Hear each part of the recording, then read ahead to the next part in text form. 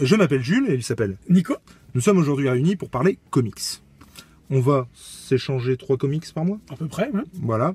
En fait, le truc, la petite histoire, c'est qu'on est tous les deux professeurs, on était dans le même établissement et nos destins se sont séparés.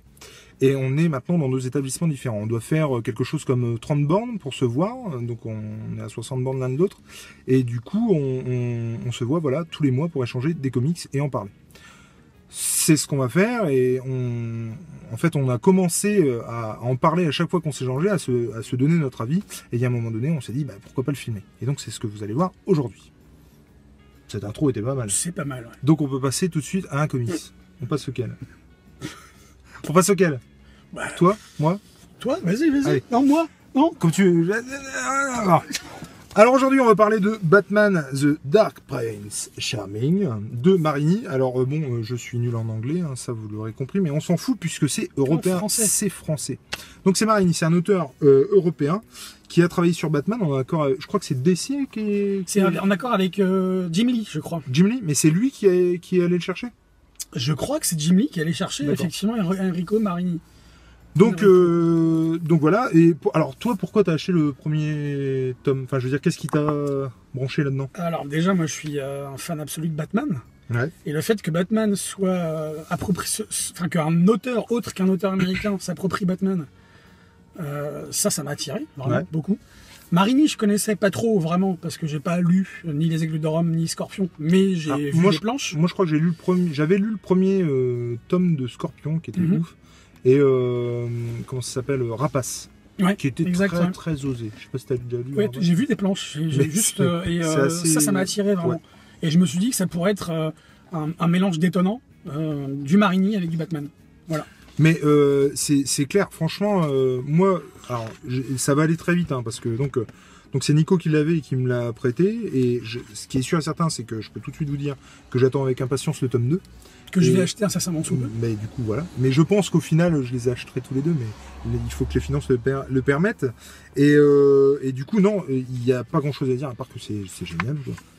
Déjà, effectivement, c'est dingue, et c'est vraiment chouette de voir, comment dire, un Européen s'attaquer à Batman. Le faire comme ça, c'est ouf. Les couleurs sont dingues. Le Joker est comme on l'aime, comment dire, très énigmatique et il fait peur, quoi. Enfin, vraiment. Et il y a, en fait, l'histoire. C'est le Joker qui kidnappe une petite fille et il semblerait que ce soit la fille de Batman. On n'en sait pas plus jusque-là. On n'en sait pas plus. En tout cas, ce qui est sûr, c'est que du coup, Batman, que ce soit sa fille ou pas, bah, il va partir à sa recherche parce que bon, faut pas déconner, c'est quand même Batman. Et du coup, voilà, les couleurs, donc comme je le disais, sont dingues. Il peut faire des plans fixes comme ça, en double page, ce qui déchire, mais bien comme il faut. Comme de l'action, on le voit un peu plus tard. Alors je vais pas aller plus loin, mais comme de l'action et une course-poursuite avec le Joker, où enfin vraiment il fait les deux, quoi. Il fait et il sait faire les deux.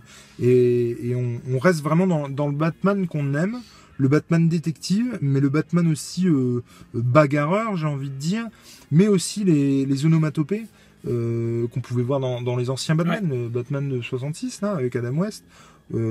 Parce qu'effectivement dans les Batman qu'on connaît au cinéma, on n'entend plus poum pam tchak tchouk et Zwip. Mais là Kaboom, et ben ouais, ça choque pas chez Marini et ça choque pas chez Batman, et c'est vraiment le seul gros regret que j'ai, le seul gros bémol que j'ai sur le premier tome du Batman de Marini, c'est qu'il est pas assez long, quoi.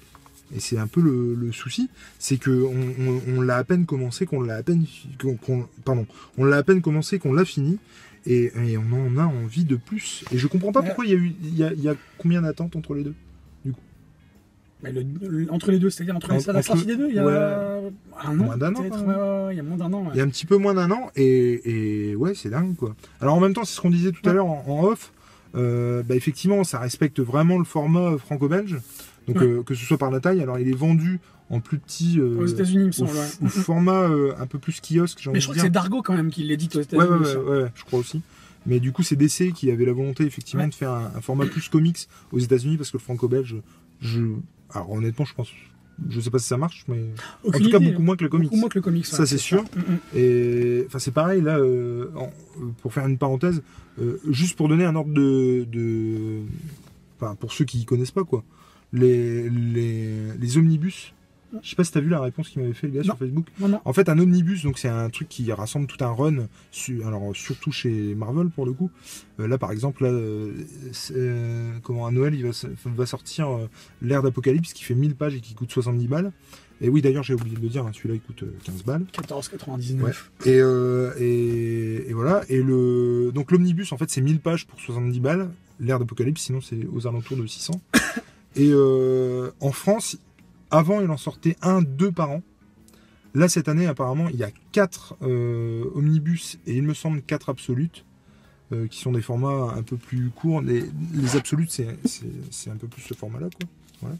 Et du coup, il en sortait 3 et 4 et 4 pour cette année, ce qui est quand même prodigieux. Et je crois que c'est, j'espère pas dire de conneries en disant 300, quoi. Mais c'est faramineux. Enfin, aux États-Unis, c'est festival du comics, quoi. Les omnibus, ça sort à foison et voilà. Et donc le seul truc, effectivement, c'est que ça, parenthèse refermée, le seul truc, c'est qu'effectivement, ça va beaucoup trop vite, mais c'était vachement bien. Et toi, juste ton avis en 2 secondes, puisque pour le coup, c'est pas ton avis qui importe, puisque c'est Nico qui me l'a prêté. Non, c'est il fait partie du top de mes comics. Mais carrément. Vraiment, parce que comme tu l'as dit, le dessin. Moi, ce que j'aime, c'est le format BD, justement. Mais c'est clair. Et c'est une super alternative totalement. Pour ceux qui ne sont pas comics. Totalement. Parce qu'en fait, on n'a pas besoin de connaître Batman pour lire celui-ci. On n'a pas forcément besoin d'être non plus un fan de BD ni de comics en général. Parce qu'on rentre hyper facilement dedans, je trouve. Ah ouais, non, mais complètement. Marini, je pense que je l'ai vraiment découvert avec The Dark Prince Charming. Wow, t'as vu la classe. Ouais. Et j'espère que le tome 2 va être à la hauteur, et il paraîtrait. Ouais. Il paraîtrait. Moi aussi j'ai ouï dire que... Moi j'ai ouï dire que Superman... il serait dans les cartons quand même. Voilà. Je pense qu'il tâte le terrain. Alors moi je lui ai proposé, à Marini sur Facebook, je lui ai dit ça serait bien un Batman versus Superman. Ce serait top. Et après faire un Superman. Non, et puis alors il faut aussi dire et souligner que Marini est très... C'est Enrico Marini. Enrico Marini est très comment dire accessible. Ouais. Je cherchais le mot. Accessible sur les réseaux sociaux, que ce soit Facebook, Insta et peut-être Twitter, je sais pas si... Ouais. Et il montre des planches, enfin franchement c'est super. Sur Instagram, moi si vous êtes sur son compte Instagram, il a montré l'évolution du tome 2 en tout cas. Moi j'ai suivi l'évolution et quand il dessinait... Et c'est très intéressant. Et même le Batman, il y a un peu... Enfin, j'ai vraiment l'impression qu'il y a tous les Batman, en fait. Il y a, comme je vous le disais, le Batman 66. Il y a du Batman de Tim Burton avec les grands plans à la gothique, voilà. Et il y a, là, par exemple, enfin, je sais pas si on le voit sur le truc, mais là, ça fait grave penser à Ben Affleck. Enfin, il y a vraiment... Et moi, c'est ça que j'adore. Et c'est un tout. Et... Ouais. Si je peux te couper, si je peux me permettre, surtout dans les plans d'ensemble, ou alors quand on a des plans sur la ville, ça me fait penser au Batman de Nolan. Ah bah carrément, celui-là notamment. Celui-ci, voilà, exactement. C'est exactement ça. T'as la double page que tu as montré tout à l'heure. On voit Batman sur une gargouille, voilà, ici. Là, c'est typiquement, moi j'ai l'impression de voir Christian Bale dans un des Batman de Nolan. Les tons orangés comme ça. Exactement, totalement. Mais voilà, et c'est top. Et du coup, forcément qu'on recommande. Et on recommande notamment à ceux qui aiment la BD franco-belge. Et ceux qui lisent le comics ne seront pas déçus. Et ceux qui lisent la BD découvriront peut-être un truc et se diront, finalement, c'est pas mal. C'est pas mal le comics. Faudrait peut-être que je m'y intéresse. Bon, allez, à toi.